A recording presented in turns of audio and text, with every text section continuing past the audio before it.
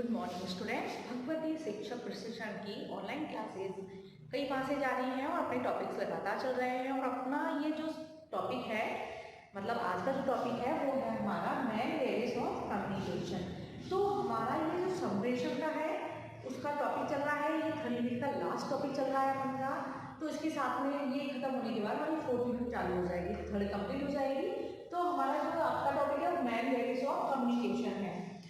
तो जो है तो ये क्या है, संप्रेषण की प्रमुख बाधाएं, यानी संप्रेषण की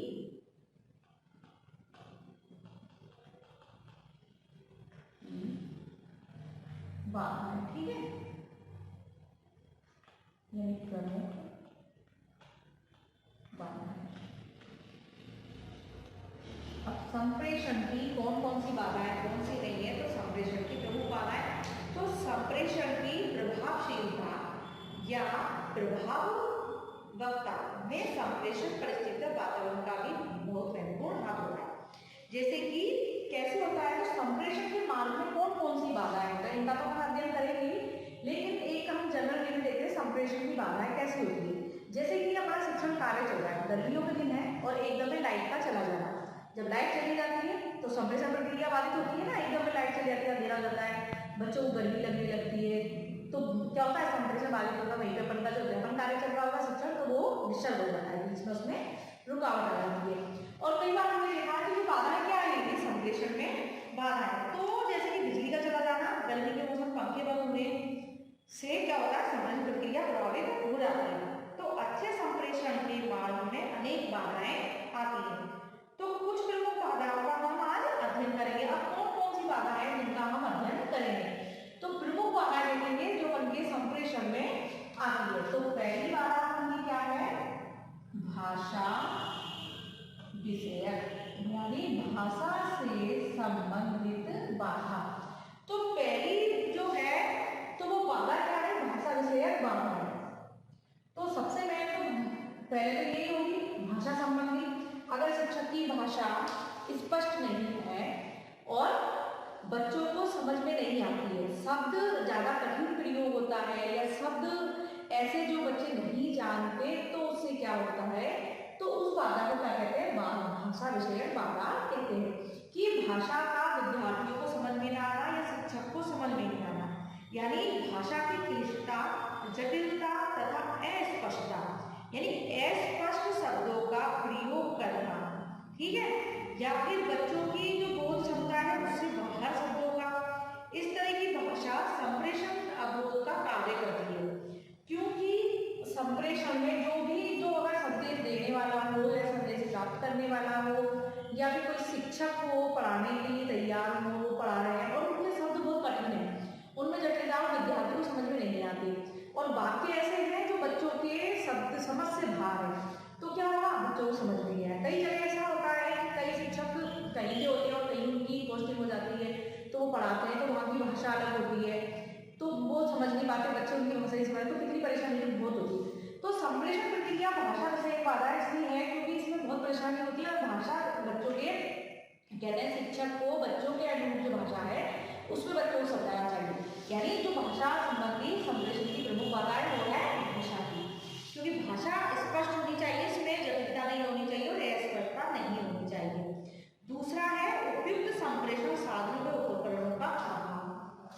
दूसरा है उपयुक्त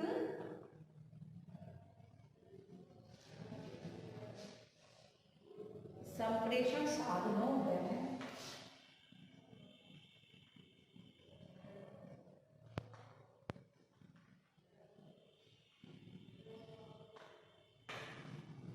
क्योंकि उपयुक्त संप्रेषण साधन है, संप्रेषण के लिए कौन कौन से साधन चाहिए, ठीक है, और उपकरणों का अभाव व उपकरणों का अभाव। तो संप्रेषण के साधन यानी उपयुक्त संप्रेषण के साधन में उपकरणों का अभाव, मतलब ये नहीं होंगे तो संप्रेषण प्रक्रिया नहीं होगी। कई बार क्या होता है, जैसे कि संप्रेषण प्रेषण के उपयुक्त साधन प्रबंध में उपलब्ध नहीं होने के कारण संप्रेषण के अन्य दूसरे गुणों का को व्यक्त कर देता है। उदाहरण के लिए जैसे किसी सूचना का प्रेषण अति शीघ्र या तत्काल किया जाना आवश्यक है, लेकिन प्रबंध में टेलीफोन के अभाव के कारण संभव नहीं हो पाता। तो सूचना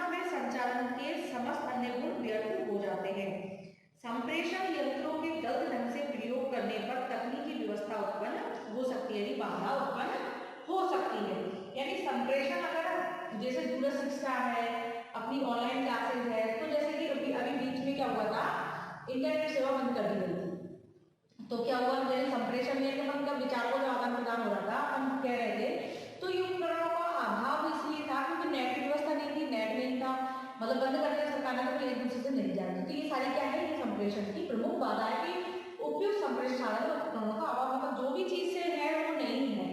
पहले जैसे कि ईमेल वगैरह ये नहीं होते थे पुराने समय में, तो इधर से उधर सूचना पहुंचाने में तो काफी वक्त लग जाता था, तो वो क्या होता था कि संप्रेषण जल्दी नहीं होता था, उसमें काफी टाइम लग जाता था। तो इसलिए संप्रेषण प्रमुख बाधा में उपयुक्त संप्रेषण साधनों और उपकरणों का अभाव।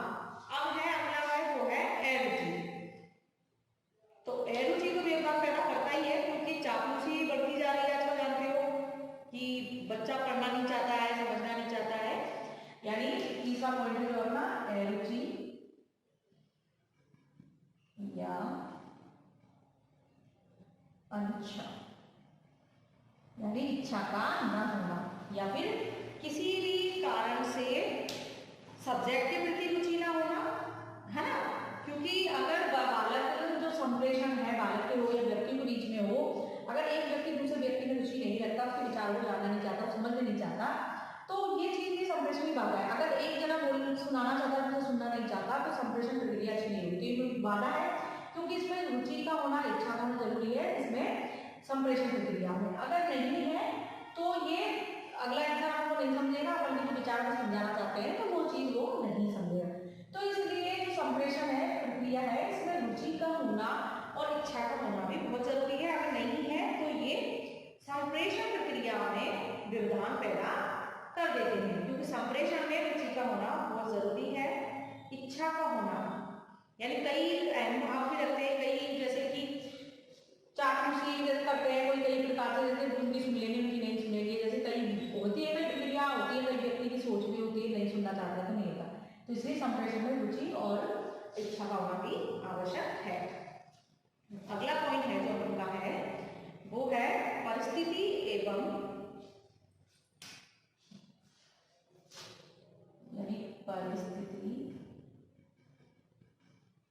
का दबाव,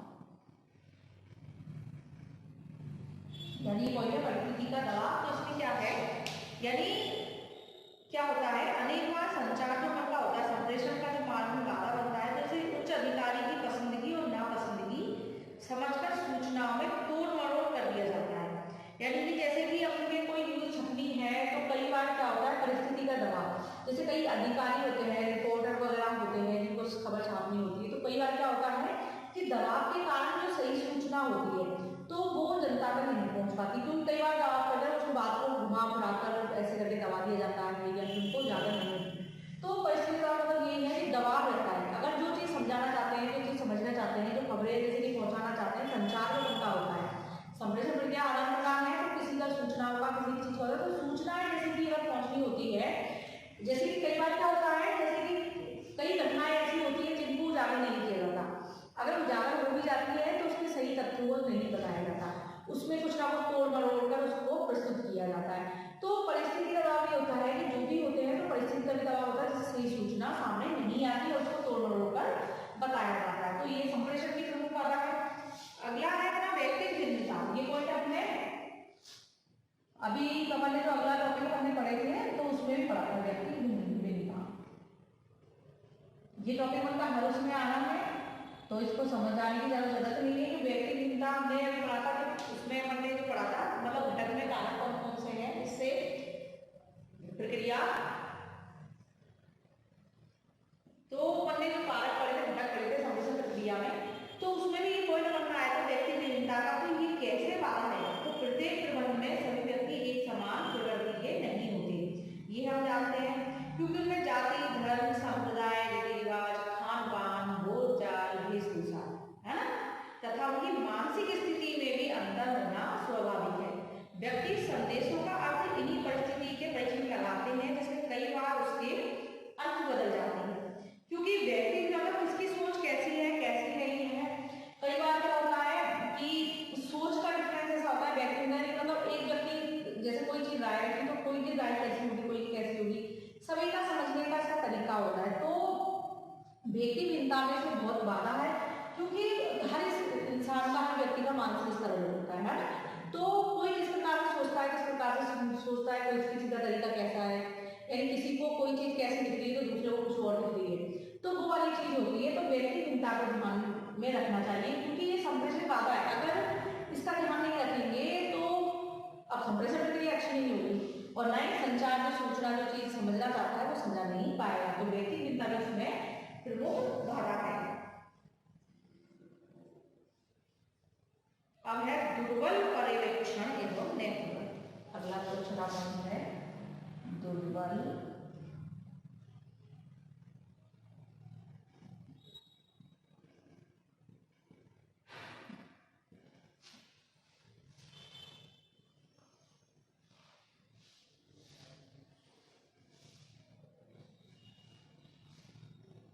एवं नेतृत्व।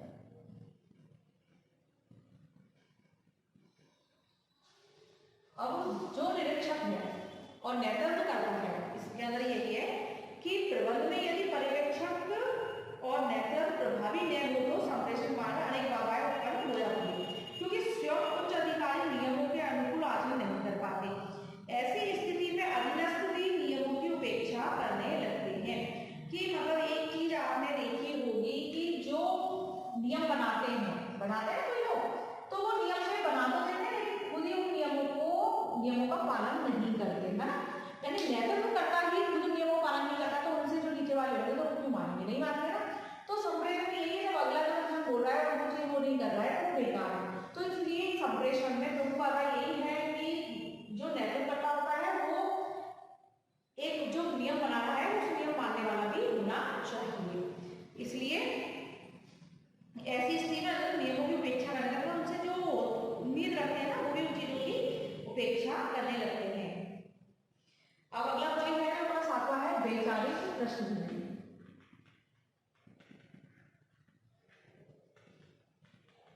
यानी सोचने समझने का तरीका, वैचारिक पृष्ठभूमि यानी सोचने समझने का तरीका सभी का अपना अपना अलग अलग होता है। कोई कैसे सोचता है, कोई क्या सोचता है। तो जो अपन जो देखते हैं सोचने समझने की क्षमता भी संप्रेषण बाधा की बाधा है।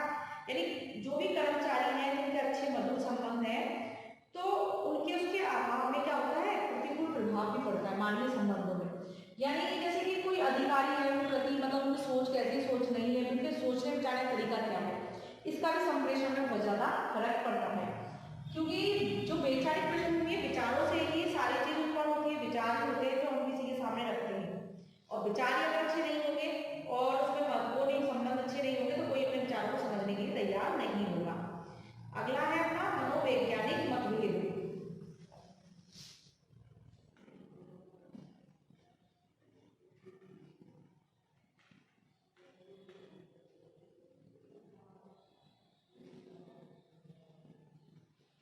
क्योंकि ये सारी चीज जो अपन देख रहे हैं टॉपिक, ये सारे के सारे संप्रेषण में बाधाएं उत्पन्न करते हैं। क्योंकि मनोवैज्ञानिक मतभेद का मतलब क्या होता है, मन में मतलब मनोवैज्ञानिक तरीके से सोचना। अब मनोवैज्ञानिक जो तरीका है वो एक अच्छा तरीका होता है क्योंकि इसमें अपन दूसरे की विचारधारा को समझ सकते हैं। कैसे कि एक दूसरे की बात को सुनना पसंद करना या फिर कोई बाधा है उसको दूर करना, अवधान है, चिंता आदि के भाव उत्पन्न हो जाते हैं। इसमें जब कभी प्रेषक और प्रेषित के मध्य मनोवैज्ञानिक उत्पन्न हो जाते हैं, सूचना देने वाला और सुनने वाला, तो उन दोनों के बीच में क्या होता है, परस्पर एक दूसरे की बात को सुनना पसंद नहीं करते।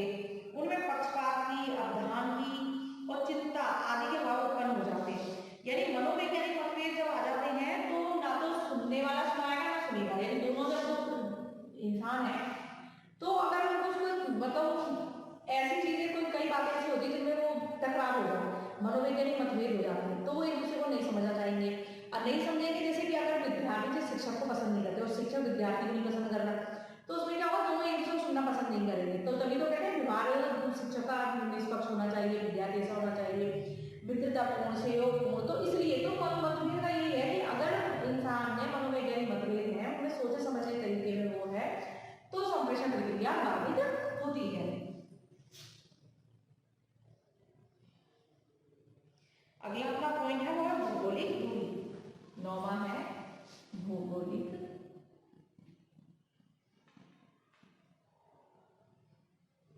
दूरी। यानी संप्रेषण यानी संचार प्रक्रिया सूचनाओं का आदान प्रदान करने की प्रक्रिया में भी जो दूरी होती है, यानी भौगोलिक यानी एक स्थान से दूसरे स्थान की दूरी जितनी लंबी होगी उतना ही संप्रेषण प्रक्रिया प्रक्रिया भी बाधित होगी, यानी भौगोलिक दूरी भी करती है कोई देश से प्रदेश में, है ना। तो मतलब दूरियां, जो भी दूरियां आएंगी भौगोलिक, तो उसमें क्या होगा, पारस्परिक संबंध और संदेश वाहक की लागत की भी बाधा का कार्य करता है। जैसे कि यानी भारत से कोई चीज अलग देश में पहुंचाई जाए तो बीच में कितना डिस्टेंस आ जाएगा, उसका किराया, भाड़ा, जो लागत लगेगी सारी, और टाइमिंग, समय भी ज्यादा लगेगा। तो ये दूरी संप्रेषण जो सूचनाओं की संचार की जो प्रक्रिया है उसको बहुत बाधित करती है, क्योंकि कई बार ये होता है भौगोलिक दूरी के कारण जो खबर वहां से वहां पहुंचनी होती है, सामान पहुंचाता वो नहीं पहुंच पाता, जो भी चीज पहुंचानी उसमें वक्त ज्यादा लगता है। लेकिन अब तो क्या है, ईमेल और वगैरह ये सारी चीजें हो गई है, लेकिन फिर भी जो भौगोलिक दूरियां हैं उससे भी संप्रेषण प्रक्रिया बाधित होती है। संप्रेषण प्रक्रिया में भौगोलिक दूरी भी जो लागत वगैरह का होता है वो बाधा उत्पन्न करती है।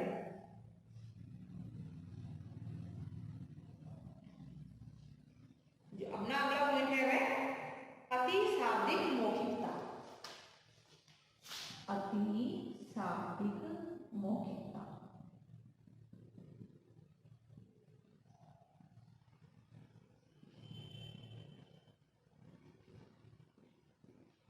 अब उसमें क्या होता है कि ज्यादा शब्दों का प्रयोग करना और बोलकर ज्यादा चीजों को बताना, लिखने की बजाय ज्यादा बोल करना। तो उसमें क्या होता है कि जैसे बोलते जा रहे हैं तो किसी शब्दों पर ध्यान जाता है, किसी शब्दों पर नहीं जाता है, ये होता है अति शाब्दिक मौखिकता।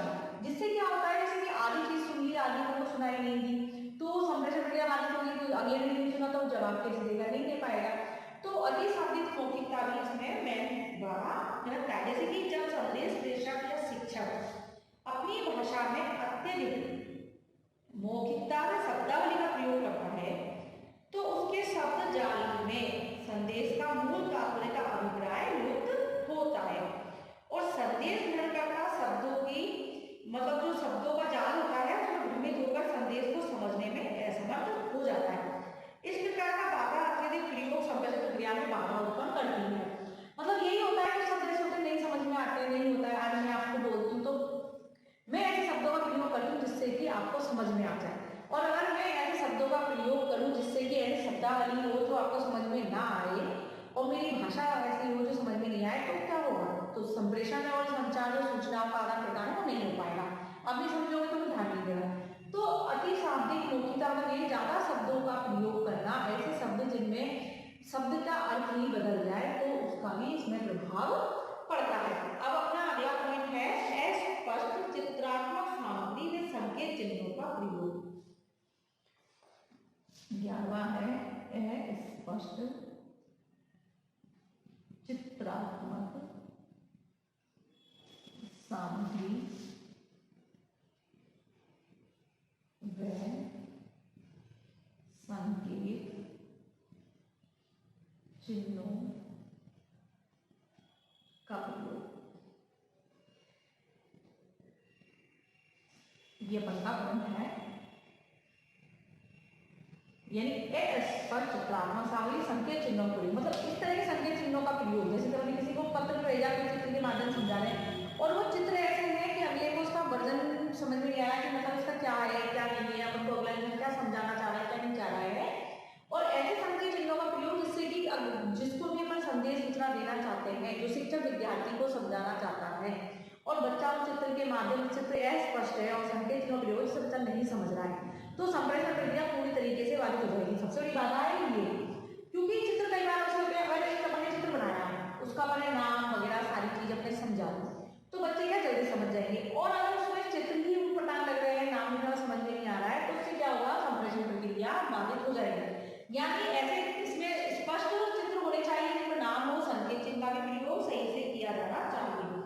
इसमें यही है कि यदि संदेश प्रेषण या संचार प्रक्रिया में जिन चित्रात्मक सामग्री या संकेत चिन्हों का प्रयोग किया जाए वे स्पष्ट और भ्रामक होते हो तो वे भाषा को स्पष्ट बनाने की अपेक्षा से उसे क्या करता है, उसे दूर कर देता है। तो इसमें ये बाधा तो नहीं है। तो हमने कितने 11 पॉइंट देखे हैं, तो इसमें यही है कि संप्रेषण की प्रमुख बाधा जो मैंने लास्ट पॉइंट है ऐसा चित्रात्मक सामग्री में संकेत चिन्हों का प्रयोग, कि जैसे कि हम जानते हैं संकेत चिन्ह का जैसे कि एरो बने होते हैं, अपन ने रोड पे कभी देखा है, ये रोड है, ठीक है। अब इन रोड में क्या लाइट्स होती है, तो कई बार यहाँ से इधर रोड जा रहा है, इधर होता है नाम, एक एरो यहाँ होता है, एक यहाँ होता है। अब ये चीज स्पष्ट है क्या कर रहा है, लेकिन अगर मैं लिख दिया कोटा मार्ग है, ये दिल्ली मार्ग है, ठीक है, तो ये क्या समझ में आ रही है। और अगर ये संकेत चिन्ह बना दिए लेकिन नाम नहीं लिखे तो क्या होगा, पता नहीं लगेगा। तो जो एस का चित्रों का सामान्य संरचना प्रयोग है तो ये गलत हो जाएगा। तो मतलब चिन्हों का इनका ऐसा प्रयोग हो जिससे कि स्पष्ट हो जाए, ठीक है।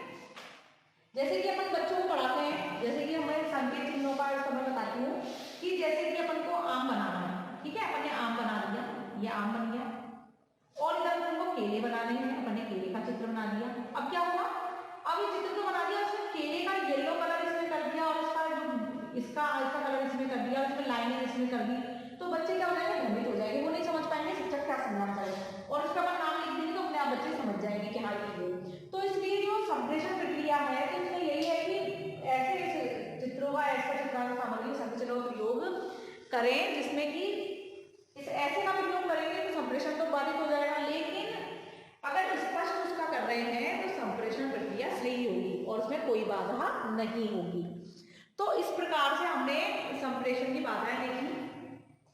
तो ये बाधाएं थी, इसके बाद भी इसमें और कई बाधाएं हो सकती हैं, कई प्रकार की बाधाएं हैं जो संप्रेषण या सूचना या संचार प्रक्रिया में बाधा का काम करती हैं। तो इस प्रकार से हमने इतनी सारी बाधाएं देखी। अब इसमें अपन और देखते हैं तो वो एक कोई टॉपिक है तो वो है सैद्धांतिक बाधा है, सैद्धांतिक बाधा जो सिद्धांतों पे हो, यानी सैद्धांतिक बाधा है। तो जो हमारा ये पॉइंट है, तो इसमें क्या होता है कि अनेक कारणों से उस करने वाली बातें ऊपर की ओर संचालित कर दी जाती हैं, त्रुटियों से संबंधित सूचनाओं को नहीं भेजा जाता, तो परिणाम प्रबंध सुचारू पूर्वक कार्य करने में असफल रहता है, ठीक है। सैद्धांतिक बाधाओं मतलब जो सिद्धांत बनाते हैं उनका वो पालन ना करें, जैसे कि उच्च और निम्न श्रेणी के कर्मचारी अधिकारी के बीच कई बार पृष्ठभूमि शिक्षा है ना, उनके प्रति क्या होता है, अंतर होता है। तो इस अंतर के कारण अनेक सामाजिक और राजनीतिक विचारों में भी अंतर आ जाता है, और ये अंतर अच्छे तथा सही संप्रेषण के मार्ग में बाधा का काम करता है। और अन्य ये है कि उच्च अधिकारी का ये मानकर चलते हैं कि निम्न कर्मचारी कोई उपयुक्त सुझाव नहीं दे सकते, ये धारणा भी अच्छे संप्रेषण के मार्ग में बाधा डालती है। तो अब ये क्या बात है, ये सैद्धांतिक कारणों में आता है कि मतलब जरूरी नहीं है कि उच्च स्तर के व्यक्ति के ही विचार अच्छे हों, सही है ना। उसमें कभी कभी ये होता है कि निम्न श्रेणी के जो होते हैं, क्या पता निम्न श्रेणी के उच्च अधिकारी ज्यादा शिक्षित हो, कई बार होता है कि मतलब उच्च अधिकारी जो होते हैं वो बनते हैं तो उनके जो नीचे के अधिकारी होते हैं कई बार क्या होता है वो भी अच्छे सुझाव देते हैं, लेकिन क्या उच्च अधिकारी का होता है निम्न श्रेणी को उनसे पूछना पसंद नहीं करते, वो चाहते नहीं है हम इनसे राय लें, क्योंकि वो सोचते हैं कि हम अधिकारी हैं, राय लेंगे तो हम और उनमें अंतर मिलेगा। लेकिन कई बार क्या होता है अगर उस श्रेणी में ले लेते हैं कभी तो उनके सुझाव भी अच्छे होते हैं, लेकिन अगर जो चीज़ वो बताना चाहते हैं निम्न श्रेणी तो और वो उस चीज़ से नहीं बताते उस कारण की वजह से उच्च और निम्न के श्रेणी के हिसाब से, तो क्या होता है वो चीज़ कम्युनिकेशन अच्छा नहीं होता और जो भी चीज़ उन्हें बताना चाहते हैं वो नहीं बता पाते ना उन्हें समझा पाते। तो सैद्धांतिक बाधा यही है कि राजनीतिक जो अपन देखते हैं राजनीति में, तो जो होते हैं राजनीति में अधिकारी नेता होते हैं तो वो भी क्या करते हैं अपने विचारों में इतना अंतर होता है, उनमें तुरंत दो एक चीज के नेता हो जाएंगे, मुख्यमंत्री अलग अलग स्टेट के हो गए, लेकिन उनके विचार में बहुत अंतर होंगे। अगर वो किसी समस्या को सुलझाना चाहेंगे तो वो एक दूसरे बात नहीं करेंगे, सुन लेंगे, अगर वो कर लेंगे तो वो समस्या सुलझ जाएगी। तो ये सैद्धांतिक बाधाओं में आती है सारी चीजें। तो पहले संप्रेषण की बाधा देखी, अब इसमें कौन कौन सी बहुत सारी भाषा संबंधी तो है ही है कि भाषा अच्छी होनी चाहिए, ऐसी हो जो अपन संप्रेषण कार्य करना चाहते हैं, जिसको सूचनाएं देना चाहते हैं, जिनको विचारों को समझाना चाहते हैं, उनको वो भाषा समझ में आ जाए, ऐसी भाषा होनी चाहिए जिससे कि संप्रेषण में बाधा ना हो। लेकिन अपन प्रमुख बाधाएं बन रहे हैं तो ये सारी प्रमुख बाधाएं हैं जो संप्रेषण प्रक्रिया को प्रभावित करती है और उनके जो कार्य है संप्रेषण का उसके अंदर उसको मतलब अच्छे से सुचारू रूप से नहीं होने देती, इसके प्रभावशालीता को, इसके जो प्रभावी कारण है उनको ये कम करती है। तो बाधा उपयुक्त संप्रेषण साधन उपकरणों का प्रयोग, ये संप्रेषण प्रक्रिया में उपयुक्त साधन होने चाहिए और उपकरण ऐसे हो जिससे, वैसे संप्रेषण में अगर उनका अभाव ही नहीं है उपकरण अपने पास, जैसे सूचना पहुंचाने किसी को वक्त नहीं है और जिसमें नहीं पहुंचा सकते, वक्त ज्यादा लगता है, तो वो चीज भी बेकार है। तो इसलिए उपयुक्त साधन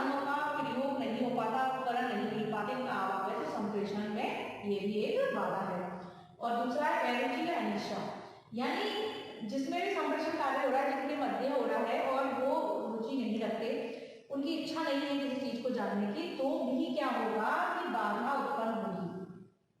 ठीक है, यानी संप्रेषण में अरुचि का होना ये प्रमुख बाधा है। तो रुचि नहीं है तब तक संप्रेषण कार्य के संपन्न नहीं होगा। अगला है अपना चौथा पॉइंट है परिस्थिति का दबाव। यानी कई बार तो मैंने आपको पॉइंट समझाया कि कई बार ऐसी परिस्थिति होती है, जो परिस्थिति दबाव के कारण जो सूचनाएं पहुंचानी होती है, जो विचार पहुंचाने होते हैं, वो नहीं पहुंच पाते दूसरों के दबाव में। और वो चीज जैसे कोई सूचनाएं देने घटनाएं ऐसी है जिनका दबाव कई अधिकारियों का रहता है, जैसे कि सूचना नहीं छापनी है, पब्लिक नहीं होनी चाहिए, ये नहीं होना चाहिए, तो वो दब जाती है और उनको तोड़ मरोड़ कर कई गलत तरीके से उनको बताया जाता है। और अपना अगला पॉइंट है व्यक्तिगतता। व्यक्तिगत भिन्नता मालूम है, आयु है, आकांक्षा है, योग्यता है, सारी चीज में आती है। दोनों प्रश्न नेतृत्व है, बेकारी प्रश्न भी है। अपने सारे पॉइंट अपने डिटेल वाइज एक करके समझ लिए हैं और जहां तक अपनी चर्चा को सारे पॉइंट ये अच्छे से समझ में आ गए होंगे और अपने संप्रेषण की प्रमुख बाधाएं अपनी हो चुकी है। अब हम जो अगला टॉपिक देखेंगे तो उसमें यही देखेंगे बाधाएं दूर करना, कक्षा कक्ष संप्रेषण क्या होता है क्या नहीं होता है, ये सारी चीजों का मतलब, क्योंकि हमारे शिक्षण संबंधी इन चीजों का अध्ययन कर रहे हैं। इसी के साथ में आज का टॉपिक यही खत्म होता है।